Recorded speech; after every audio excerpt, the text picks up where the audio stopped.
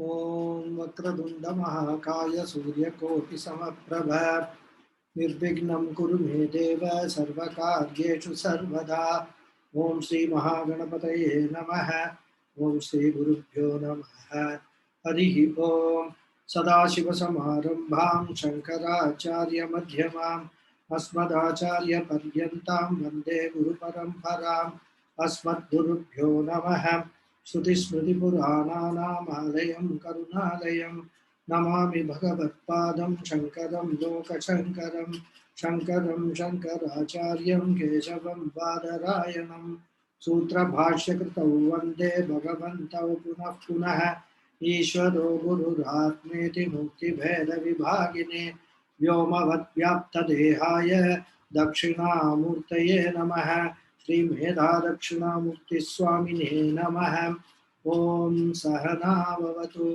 सहनौ भुनक्तु सह वीर्यं करवावहै तेजस्विनावधीतमस्तु मा विद्विषावहै Om Shanti Shanti Shanti Harihi Om Sri Gurubhyo Namaha Harihi Om. Namaste once again, all of you. So, in the last class, what we saw that this knowledge of Brahman, once it comes, then only we will understand the reality or nature of reality of this entire Jagat.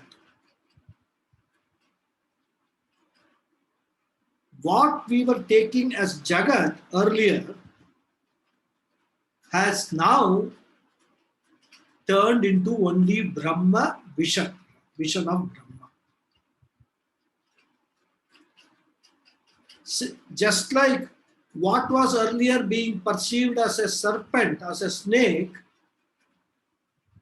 on the knowledge of the rope happening, now we know that there was only a rope always, there was never a snake. Snake was a Bhranti, a delusion, just an appearance because of certain sarka and because of our own ignorance of the nature of sarpa, nature of the rope, right? So that is what he says. So this Jagat Buddhi is replaced by Brahma Buddhi. It is purely a cognitive change.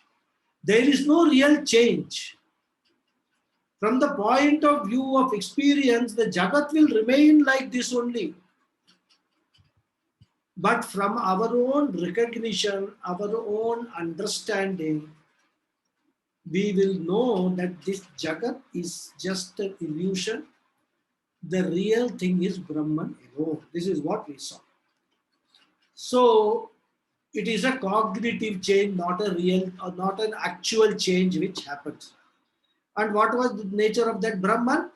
Satchidananda Advayam, said Adi Shankara. Satchit Ananda and also non-dual Advayam. So now we will go to the 65th sloka. Sarvagam Satchidatmanam Jnana Chakshur Nirikshate Ajnana Chakshur Niksheta Bhaswantam Bhanumandhavat. So here he is emphasizing the what he said in the earlier one. He is actually elaborating, clarifying it. There is no actual change in the external world. The change is only in one's own outlook, the jnani's outlook. There is a correction in the antakarana. The error which was all along there, that is corrected. That is, that error is not there in any longer. So from Sarpam to Rajju, the change is not external. It's an internal change. What is the type of change? From the wrong vision to the right vision. That's all. That is the change. That's what he's saying. But we must remember, such a cognitive change can be from one wrong vision to another wrong vision also, isn't it? All along, without the knowledge of the rope, you were taking that rope to be a snake. Now you know it is not a snake. But you may now again have commit another error thinking that it is a garland lying down. One wrong vision to another wrong vision. So you may say, no, no, no, I know it is not sarpa, but it is a mala. That is a possibility rather. Right. So we may say earlier, I know what you're saying. Earlier, I was taking this to be a prapancha, cosmos. Now I know this is not prapancha, but it is panchabhuta. That is what it is. Just like the scientists did. They saw a material. They said this is a material, matter. Then they went one step ahead. They said, no, this is not matter. This is actually, what is that? Atoms, before atoms, I'm forgetting. Molecules. This is molecules. This is not matter, these are molecules. So that was a change. They thought that is the right vision for matter. After some time, they said, no, it's not molecules, it is atoms. So like that, from one erroneous understanding to another erroneous understanding is what the science has been going. From solid matter, tangible matter, to molecules, to atoms, to subatomic particles, to waves, all these things they have been going, still they have not found out the reality. Similarly, here also you can say it is not snake, it is a mala. Now possibility is there. So Shankaracharya says that everything remaining the same, two persons will have different visions. The world is sukham for jnani and it is dukkham for ajnani. For a jnani, Brahma Rupena, the world is Ananda Swarupa. For an Ajnani, Jagat Rupena, the Jagat is Dukkha Swarupa. Therefore, he says there are two types of people. Ajnana Chakshuhu and Jnanamayam Chakshuhu. That's what he says in this sloka. Ajnanamaya Chakshuhu means the eye which is backed by an Ajnani mind. Ignorant mind. Jnana Chakshuhu means a mind, an eye which is backed by a wise mind, a mind which has got the knowledge of Brahman, which has got the knowledge of Atma, a mind which has got the knowledge Aham Brahmasmi. That is Jnana Chakshuhu. So that's why he says, Jnana Chakshuhu Sarvagam Satchidatmanam Ikshate. The wise person always sees the all-pervading Satchidananda. So a jnani, Satchidatmanam, Sarvagam. Sarvagam means all-pervading. Gam dhatu. Gamanartha. All-pervading. Goes everywhere. Ikshate means nirikshate. Nischayena samshaya viparyaya rahitam ikshate. Doubtless and a knowledge which is bereft of past orientation. Samyak ikshate. We can take. Sees it very well. Whereas an ajnana chakshuhu, who is an ajnana chakshuhu? The ignorant person. keeps the eyes open very much. He is also operating through the eyes only like a jnani. Pashyan napi na pashyati. Even though his eyes are open, na ikshate, he will not see the truth, the reality, because of what? This ajnanam is covering that reality for him. He will say there is a pot. He will not see the reality of the clay behind the pot. And he will argue that, wow, what are you saying? Clay, clay, clay. What am I am handling? What I am having in my hand is a pot. What I am filling water in is a pot. What I am keeping it on the table is a pot. So what clay you are talking? There is only pot. Pot is the reality. Pot has got a function. Clay has no function. He will ignore the fact that the very reality of the pot is the clay only. He is a ajnana chakshuhu. He will not even try to understand what we are trying to tell him. He'll just close his mind. Period. That's why he says, na ikshate, he does not see. And he gives an example. Bhaswantam bhanum andhavat. Just as a blind man, I should not say blind, whose eyesight is challenged eyesight. He cannot see the sun during daytime, isn't it? Everybody else may say there is sun, there is sun. He will say, according to me, there is no sun. I can't see it, so I don't see it. In fact, for the word andhavat here, we can take another meaning also. Andaha also means an owl. Owl, you know, ullu. Owl is called, there's another word, nishachara in Sanskrit.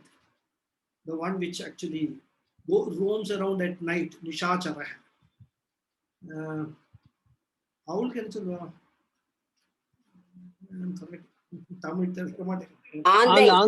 Andai.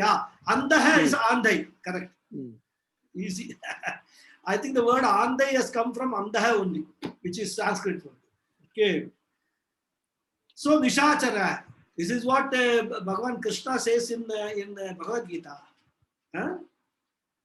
Ya nisha sarva bhutanam tasyam jagrati sanyami yasyam jagrati bhutani sa nisha pashyato munehe. Very complicated sloka this is, if you go to see the meaning. But very simply said, what a jnani sees during night, or what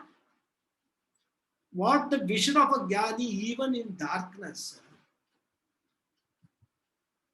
is opposite to the vision of an ajnani in darkness. That is, an ajnani in darkness cannot see anything, whereas even in darkness a jnani can see Brahman. So that is the simple meaning. I will not go into detailed meaning. Right. So that which is a night to all the beings, the jnani keeps awake. Awake means what?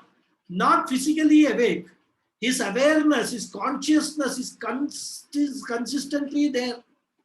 When everything, Yanisha Sarva Bhutana, when everything is sleeping, then jnani is awake.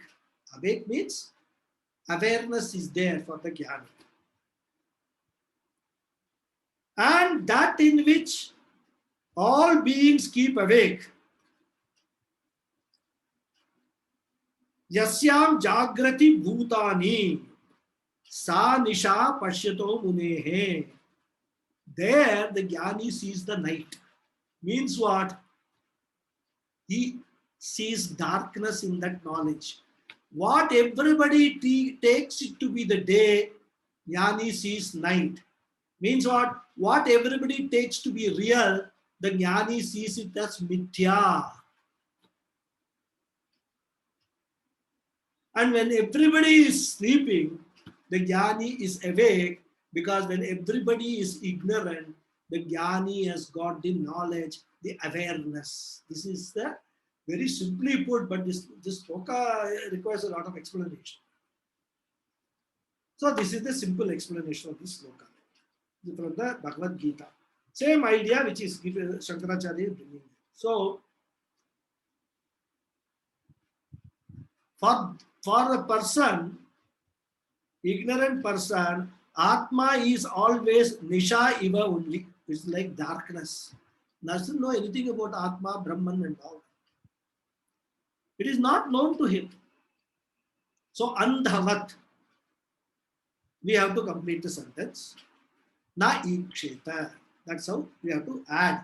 Because the sloka doesn't end, the sentence doesn't end with the sloka. So we have to add na iksheta. Andhavat na iksheta. So this is this 65th sloka. Now let us see the 66th sloka. Sravanadibiruddhipta jnanagni paritapitah jivas sarvamalan bhuktva swarna vidyotate swayam. Now, actually, all these slokas, we can take it in two ways. Right? One is we can take it, all these slokas, as the description of the Swarupa of Brahman, in which a Jivan Mukta merges. Or we can take it as the vision of a Jivan Mukta. Not talk about Aikyam at all. This is the vision of a Jivan Mukta. Both the ways we can take these slokas.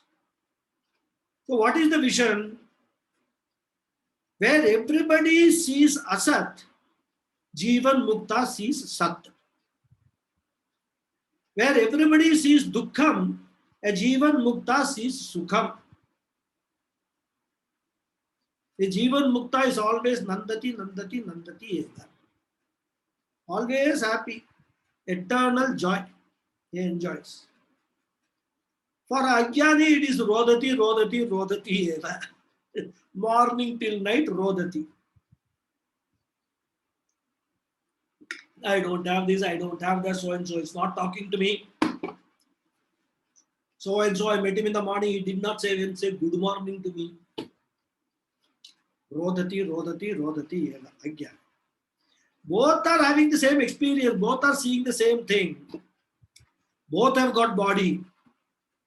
Both have in this world and has got the world. Entire world is there. But their reactions or responses are different. Actually, they are diagonally opposite responses, living in the same world. That's why he said, Ya Nisha Sarva Bhutana. That which is darkness, which is night of darkness or ignorance for everybody. Right? So we can say this is the Jivan Mukta's vision. And here also the same thing is being talked about. The Jivan Mukta's nature is being pointed out. So what is he is effulgent like gold, shines like gold. So here a Jivan Mukta is compared to shining gold, right? What about samsaris? They are also gold only, but they are dull. They are not shining. Dull because there are so many impurities, encrustations, you can call it, on the ore. And therefore, they don't shine that much. Similarly, every jiva is none other than Brahman. Ananda Swarupa hai only. But everybody has got this dull look on their face, all because of these impurities, these encrustations. And the fundamental encrustation is Ajnanam. All this raga, dvesha, followed by kama, krodha, lobha, moha, madamatsarya, all this. Over and above that, punya papa, another incrustation. And over and above that, sukham, dukkham, another layer of incrustation. All these are there for a ajnani. So, with all these things, the ajnani, even though his nature is pure gold, shining like pure gold, because of all these impurities and incrustation, the ajnani looks very dull. He doesn't shine. So, in order to get a pure gold from an iron, from a gold ore, rather, when we actually mine, what is that we have to do? First, we have to remove all the impurities. It's a big process. This gold purification process is a very big process. If you go to Kolar gold mines, you will know. It is put through so many cleaning process, electrolyte process, so many things they use. I don't know the full details. But to get that gold, that 1 gram of gold or 10 grams of gold, it takes so much of iron ore, the gold ore, and then from that, removing all these incrustations, impurities, everything, finally you get the gold, which is shining. So, from this jiva also, we have to remove all these raga, dvesha impurities, raga, dveshadi, I will say impurities, and finally this ajnanam impurity also has to be removed. And for that, what we have to do, we all know Karma Yoga is the one which will remove all these Raga, Dvesha impurities. Upasana will remove all the Vikshepa impurities because we have to remove both. Cognitively, Vikshepa will be there. Ajnanam you can remove. Vikshepa will be there, but our understanding of that what is being projected as the world will differ, will change. As we saw in that, there is a notional change, cognitive change has to take place. So, like the gold purification involves a lot of steps, right? From mining, taking out the mineral, and then cleaning it, putting through all these processes. Topmost layer, there will be a lot of mud and all that. They have to be cleaned with water, and I don't know what are the processes. And then finally, 99.99% pure gold they will get. But that pure gold will be, in the case of gold, this is why example is a problem.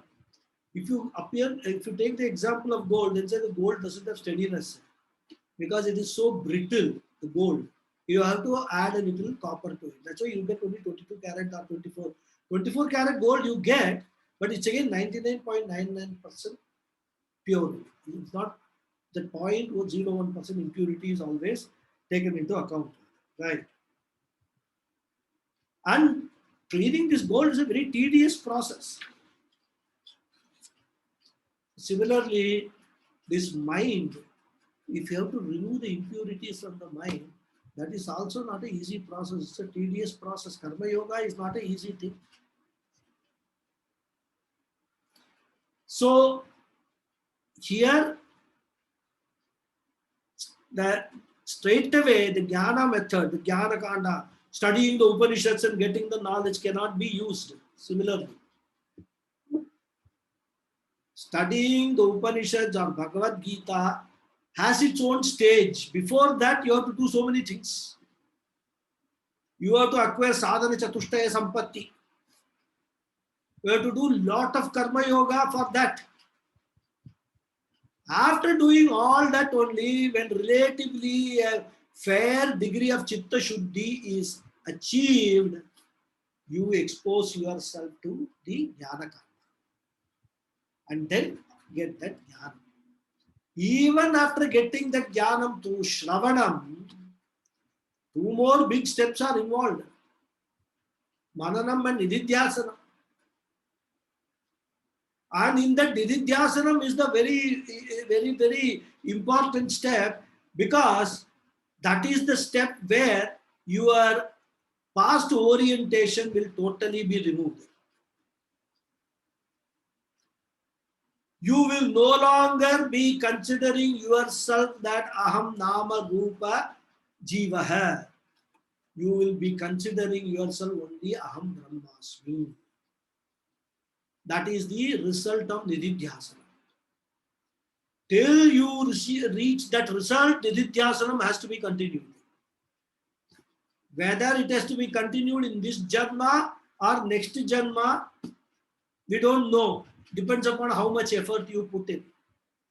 But once you started putting in the effort, you will reach the destination. You just have to continue. That's all. So for karma yoga, then upasana, this cleaning process has to take place.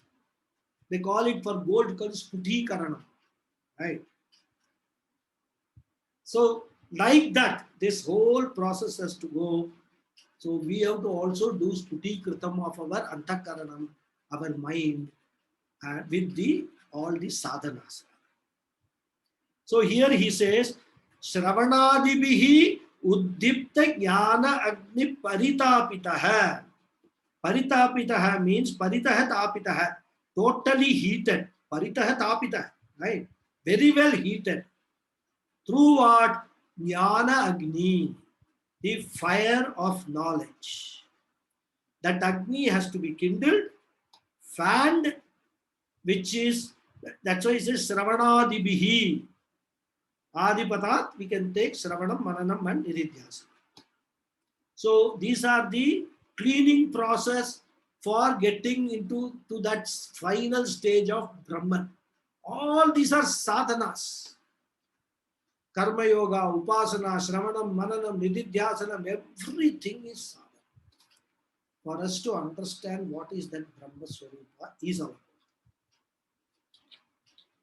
So by this fanning of this Jnana Agni, after it is kindled, that Jnana fire,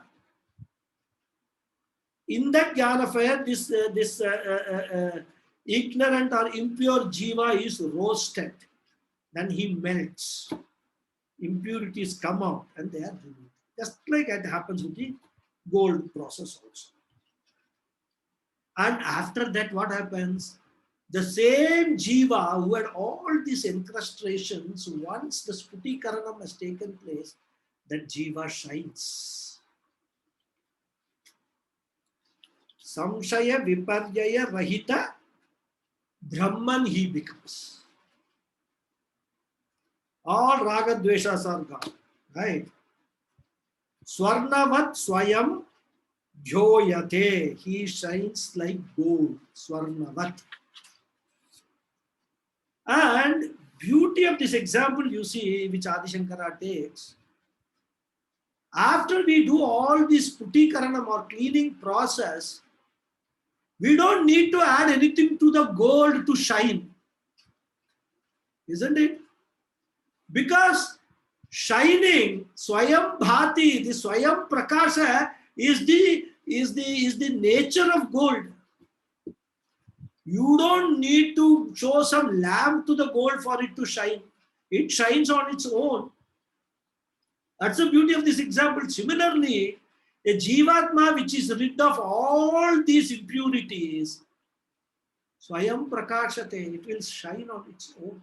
That's the beauty of this gold example. Adi Shankara, brilliant example. And he quotes it towards the end so that we have gone through all these 65 slokas and understood what is this Atma Bodha is all about. Then he brings this example of Swarnavat so that we understand what is meant by Swayam Prakasha Atma. How does it have its own shine? Like gold. Gold has its own shine. You don't need to, add anything for it to be shining. Right? So through all these processes, Shravanam, Mananam, Nididhyasana, etc., the Jivatma, gets converted, gets rid of all the impurity. In fact, the Jivatmatvam goes away. There is no longer any Jivatma. Jivatma was like a dirty ore which was taken out of the mind. It has now been done, Sputikaranam has been done. And then Swarnavat Swayam Jyotate, it shines. This is the 66th sloka. So let us see the 67th sloka.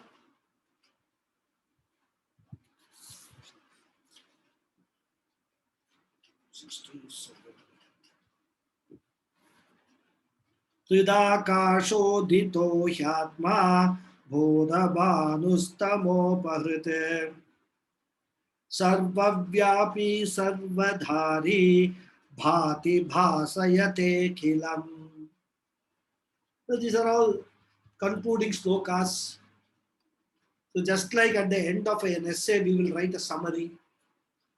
And in the summary, some of the ideas which we have already discussed will be repeated and all that. So similarly, Adi Shankara is summing up the whole teaching.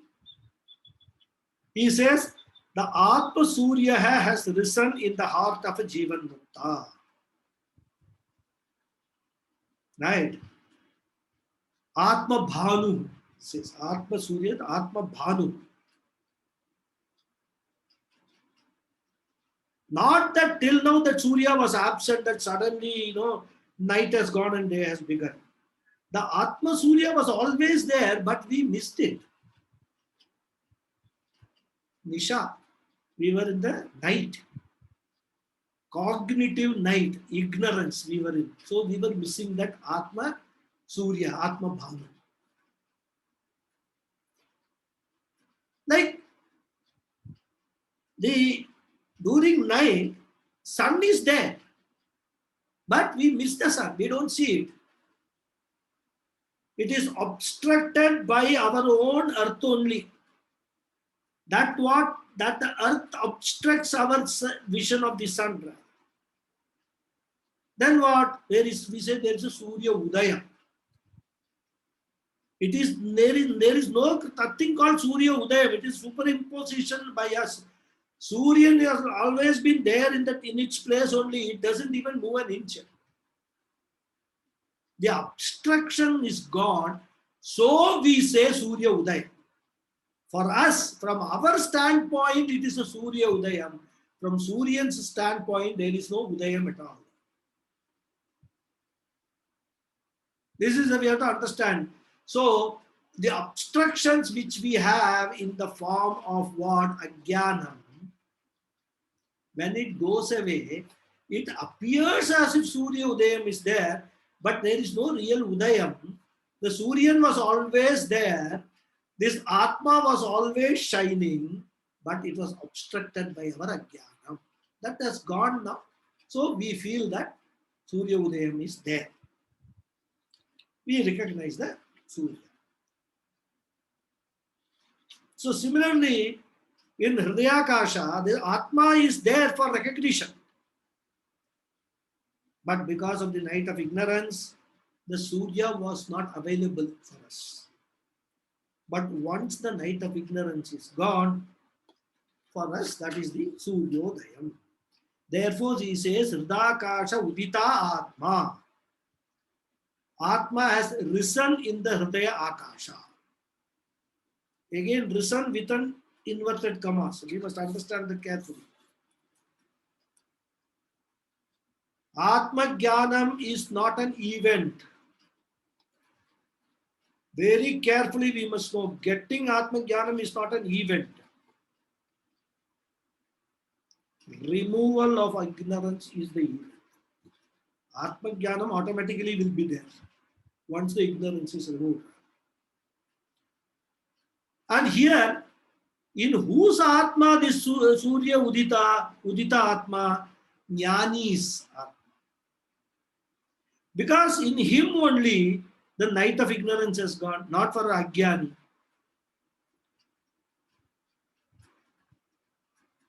So, this only for him the Surya Udayam has come. And what type of Surya it is? He says, Bodha Bhanuhu, the son of awareness, the son of knowledge, Swarupa Chaitanyam. And that is what a Jnani says, that in his Antakaranam, the Surya has arisen. It is that Surya which never sets. Once it has arisen, there is no more setting for that Surya. Unlike the physical Surya we have in the heaven, that Surya has got a appearance of setting and rising because of our ignorance.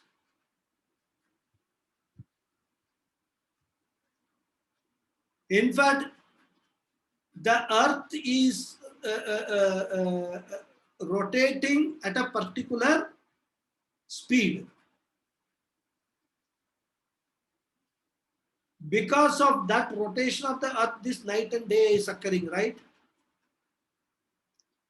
Now, if you go above the earth and start traveling at the same speed as the earth in the same direction, the sun will always be there.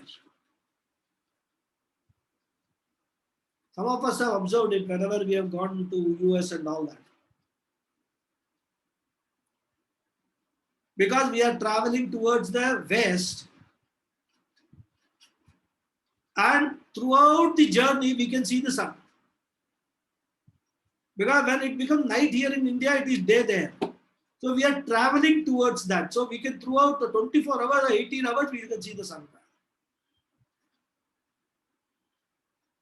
So Jnani is like that. He is traveling at a higher plane, a Paramarthika level. Paramartha level. He is traveling. So he will always see the sun. For him, the sun never sets. Okay. He does not have any Udaya Astavanam and all that. After Jnana. Therefore he asks, Khatam Sandhyam Upasmahe. And that is why Adi Shankara connects this whole thing with sannyasa ashrama. For a jnani, he has to take sannyasa. Take sannyasa in the sense, totally convert his vision into a sannyasi's vision. Where is Sandhya Vandanam for him? Nothing. He doesn't even need this binding 3 threads. He will take it and throw it away. He doesn't need a shikha. He will remove it. Nothing is there for him because all these things were all required for purposes of Chitta Shuddhi, Karma Yoga and all that.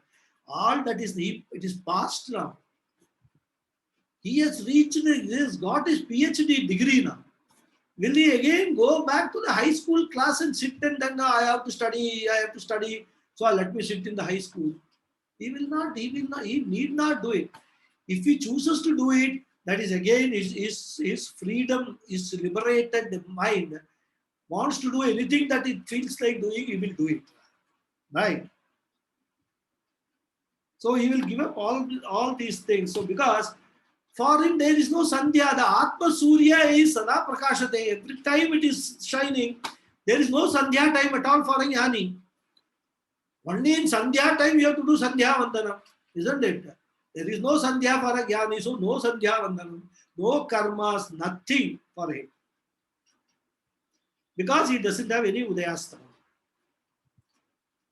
And what type of Surya it is? He says, Tamo Apaharat, the destroyer of all darkness.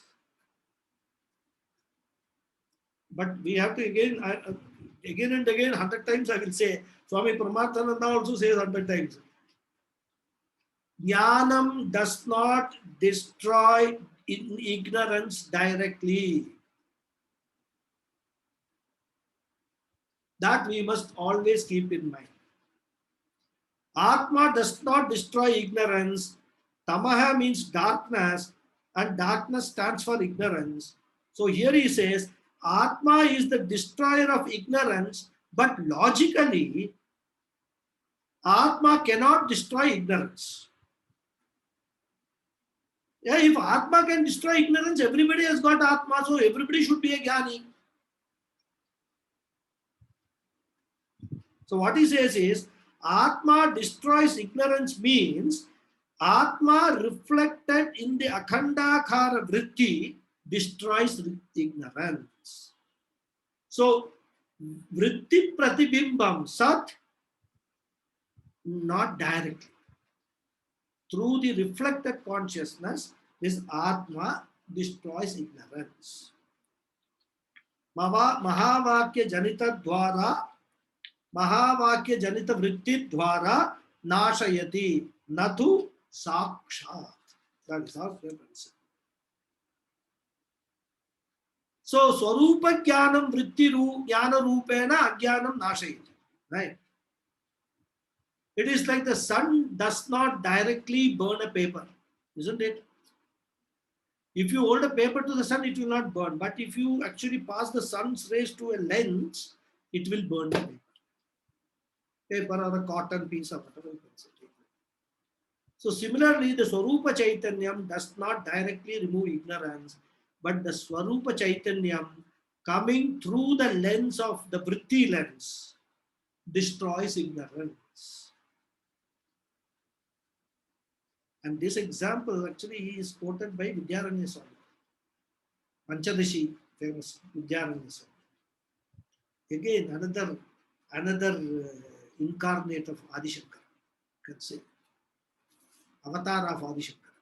Vidyaranya Swami. Mahan, great. So, Tamo Apahrit. And what is the nature of this Bodha hai? Sarva Vyapi, all pervasive. Sarvadhari means Vishwadhara. Vishwadhara. Gagana Sadrisham. Ekavarnam Shubhanga. Megavarnam Shubhanga. So, Vishwadhara means sustainer of all, the entire thing. Satta, Pradhata, Adhishtanam. That is what is the nature of this Bodha, this knowledge. And this Atma, he says, Bhati, shines itself. Not only it shines itself, Akilam Bhasayati. It illumines everything else also.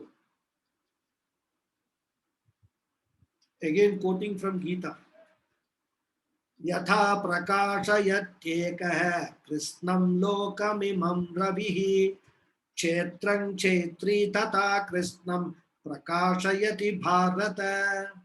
Same example he has taken here, the sun example, right?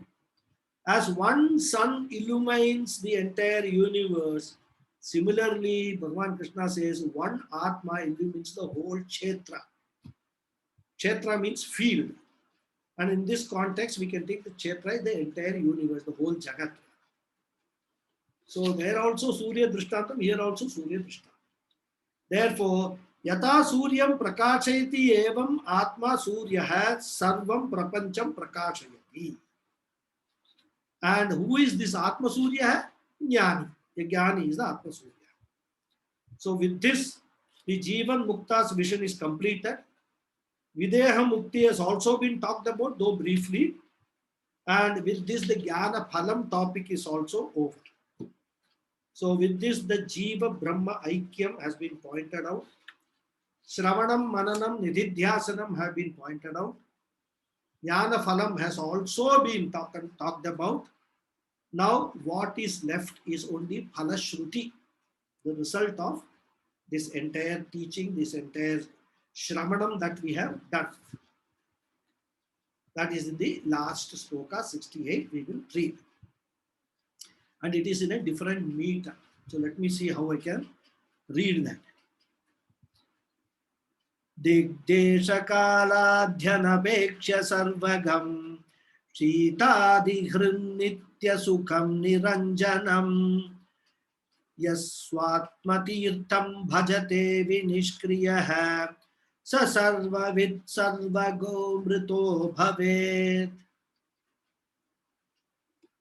Very nice. Different meter, of course. So here the Atma is compared to a Tirtham. Tirtham means what? A Tirtha Sthana. Right? Tirtham means that which purifies or sanctifies. Like Ganga and all that are even. when we actually go to a temple, they give us tirtham, which is after puja and all they take, after abhishekam and all. That has got the power to sanctify, to purify. That's why it is called tirtham. Or when we take a holy dip in any tirtham, Ganga and all that, Prayag, Sangham, they are all called tirthams. So when we merge or dip with those tirthams, our punya papam will go. That is what it is believed. And here Adi Shankara says, Atma is the greatest tirtham. And if we dip into that Atma tirtham, dipping means merging, cognitively merging, not actually merging, cognitively merging. It is the final dip. Once we dip, once we take that, plunge into that Atma tirtham, we will be in that only. All the impurities will go away because this Atma tirtham is superior to all other tirthams in so many respects. In all other tirthams, even actually if they have the power to remove the punya papam, they cannot remove ajnanam. So the benefit is only partial as compared to Atma tirtham, where ajnanam is also removed, punya papa is also removed.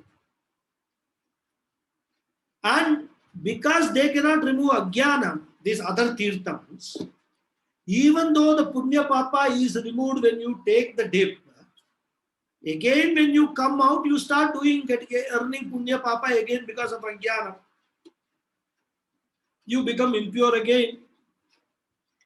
So again you have to go back to the tirtham and take another dip. Or go to another tirtham, which involves traveling, expenditure and all that. So all other tirthams can clean your impurities temporarily. Atma tirtham can permanently clean your impurities. All other tirthams have got their limitation. Atma tirtham is benefit of Atma tirtham is limitless.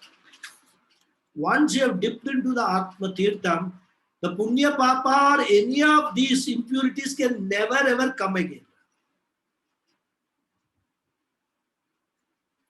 In other tirthams, if you happen to go there on some festival days, your internal impurities may go, but your body may gain more physical impurities. Isn't it? So much rush will be there, crowd will be there, and everybody doing all sorts of things in that water, and you will take a dip in that water. Maybe, as the Shastras say, your internal impurities may go, but you may get external impurities and sometimes some skin disease kind of a thing. Atma Tirtham, nothing of that is there. Best Tirtham. No competition also. For the other Tirthams, competition. I have to go on this particular day and take a dip there. Like that, everybody will be competing. So they will try to go early and take a first dip. And Atma Tirtham, very least competition. Nobody comes for Atma Jnana. Even when we have 10 students in a class, by the time the course finishes, there are only 5 left. No competition. Because everybody is busy in other tirthams and earning punya and papa. The other advantage of Atma Tirtham is totally individual. You don't need to carry your family. Other tirtham, I'm going to Varanasi and to have a dip in Ganges. I will also come. The big group whole family will gather. Here safe, Atma Tirtham. Even if you invite them, none of them will come, guaranteed. So the Atma Tirtham is only individual, purely for you only. Full, river or whatever the Tirtham is only for you. Nobody will come and compete. And it is Sarvagatam. You don't need to go to a particular place for this Atma Tirtham. Wherever you are, the Atma Tirtham is there. All pervasive. Atma, Brahman is all pervasive. You take a dip into that Brahman, no need to go anywhere. Sitting in the dirtiest place also, you can take Atma, you can dip in the pure Atma Tirtha. Another big advantage. You don't need to see whether it is dirty, water is dirty and all that. Atma Tirtham, water is always pure, it can never be dirty. Because the people who take dip in this Atma Tirtham are all pure people. They have no impurity. So what can dirty the Atma Tirtham? Nothing. Agyanis don't dip in Atma Tirtham in order for them to transfer their impurities here. They don't. So Atma Tirtham is a pure Tirtham. And as I said, we need not travel anywhere. Sarvagatam, we can be anywhere and dip in this Atma Tirtham. Other advantage is removes punyam and papam. Other tirthams, it is said that if you take a dip in Ganges, all your papams will go away. That is what it said. In fact, you will earn more punyam so that papams are neutralized. What happens? Let us assume all your papams have gone away, but punyam is still left. So you will have a rebirth in order to experience that punyam and exhaust that punyam. So even if you take a dip in the other tirthams, your punarapi jananam, punarapi maranam cannot be removed. Whereas Atma Tirtham, when you take a dip, no punyam, no papam, all karmas finished, gone. Zero balance in the account. No punarapi jananam, no punarapi maranam. That is the beauty of Atma Tirtham. Another big advantage. And the best advantage is you don't need to dip in this Atma Tirtham again and again and again. Once you have taken the dip, that is the first dip and the final dip. No more dips is required because you don't come out. When you come out of that Atma Tirtham, only you have to dip again. Once you have gone inside the Atma Tirtham, there is no question of coming back. Once you have become a Jnani, there is no question of your becoming Ajnani again. So, once you have taken the dip in this Atma Tirtham, that is the first dip and the last dip. There is no more dips required. And as he said, Sarvagatam, this Atma Tirtham is all pervading. Desha Kaladi Anapekshaya, unrelated, untouched by space and time, direction. Shitadihrit. Shitadihrit means it is a destroyer of all Shitam, Ushnam, etc. All Dvandva Nivritti. Dvandva Nivrittikara. Sukham, Dukkham, Nityam, Anityam. Everything. All to Ekam. Only one. No duality at all. Niranjanam. Always pure, no impurities.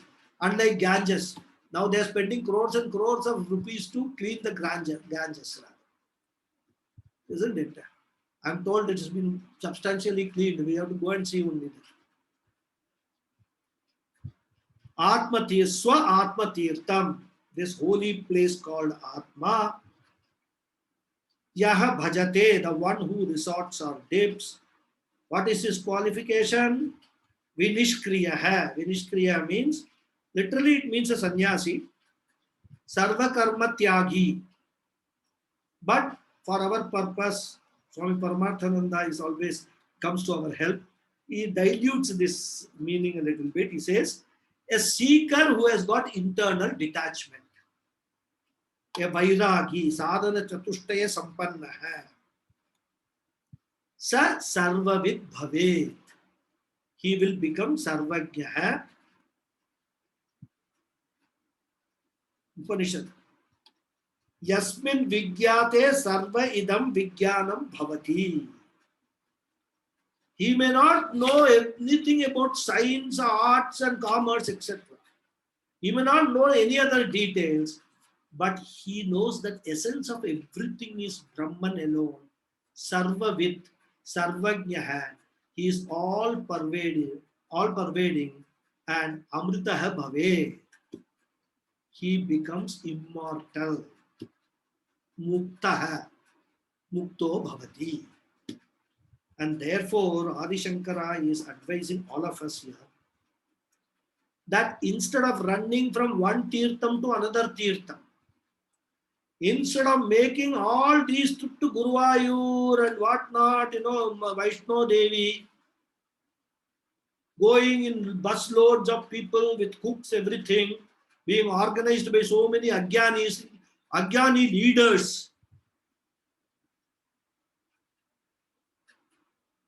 Kedarnath, Rishikesh, all that you go around.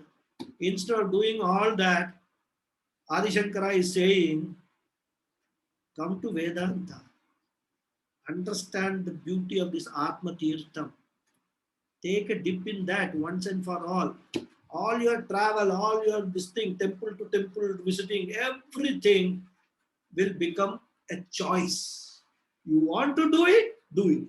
Don't want to do it, it's not going to make any difference. Because you are not going to be born again once you have taken the dip in this Atma Tirtham. Right? Atma Praptihi. And therefore, he is inviting all of us to take this dip in this Atma Tirtham and be liberated. Become Muktaha. Or not become Muktaha. Understand that I was Nitya Muktaha alone. And all these I had done throughout my life. Suffered all the miseries in my life. All because of my ignorance. Now I have got the true knowledge, and because of that, this is the end of my life cycle. No more birth for me. I am merging, becoming one with the totality. No more individuality. This is why he is inviting in the last sloka all of us to come to Vedanta, study Vedanta, go through the not so easy process of Shravana Manana Nididhyasana, and before that, a very involved process of Karma Yoga, total change in one's attitude, total change in one's approach to life. All that he's saying, please come and do. One opportunity you have got as a human being in this life. Don't waste it. This is the appeal which Adi Shankara makes. And with that appeal, I will also stop this Atma Bodha text, which is we have completed successfully.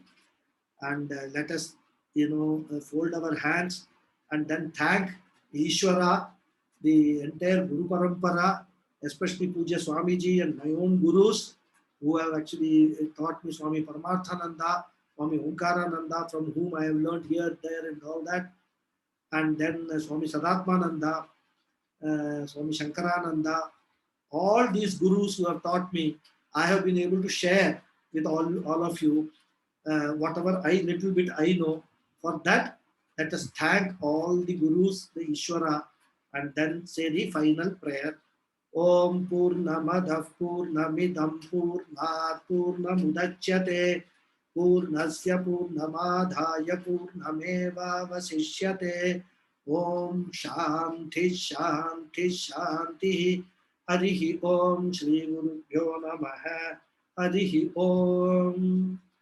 Thank you all very much for having attended all Thank you, Guruji. 33 classes we have done. Almost 4 months or 5 months we have been doing this. Very good. It was a great experience, learning experience, experience for me also. Because I have gone through the Atma Bodha maybe long back. It gave me a good opportunity to revise it. Any questions are there? I'll be happy to take it. Otherwise, we'll close the session. Sir, there is no question. Ah. Only thing is, by listening, by understanding a little bit, purification will come. Probably we can also try to aim reaching that final stage. Yeah.